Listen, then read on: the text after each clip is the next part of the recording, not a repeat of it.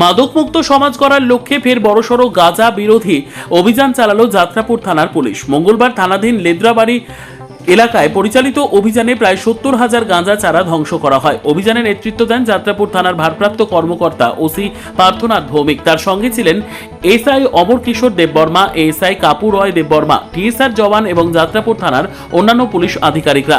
Police সূত্রে জানা গেছে, মাদক চাষ ও পাচার রোধে ধারাবাহিকভাবে বিশেষ অভিযান চালানো হচ্ছে। সেই কর্মসূচির অংশ হিসেবে এই দিনের অভিযান পরিচালিত হয়। এটি যাত্রাপুর থানার দ্বিতীয় দফার গাঁজা বিরোধী অভিযান বলে জানিয়েছে পুলিশ। এলাকার সচেতন নাগরিকরা পুলিশের এই উদ্যোগকে স্বাগত জানিয়েছেন। তাদের মতে নিয়মিত এই ধরনের অভিযান পরিচালিত হলে অবৈধ মাদক চাষ রোধের পাশাপাশি মাদকমুক্ত সমাজ গঠনের লক্ষ্যে ইতিবাচক প্রভাব পড়বে। আজ 4 আগস্ট 2026 সকাল আমাদের কাছে ইনফরমেশান আছে কিছু নার্সারি গাঞ্জা প্ল্যান্টেশন।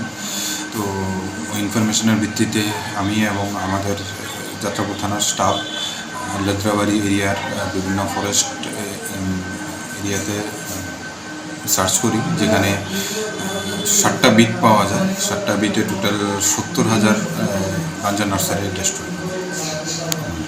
আগামী দিন কি আবার আগামী দিন আমাদের সার্চ চলছে, বিভিন্ন মাধ্যম সার্চ চলছে। ওই সার্চের মাধ্যমে আমরা যেখানে যেখানে পাবো ওইখানে আমরা ডেস্ট্রয় করব।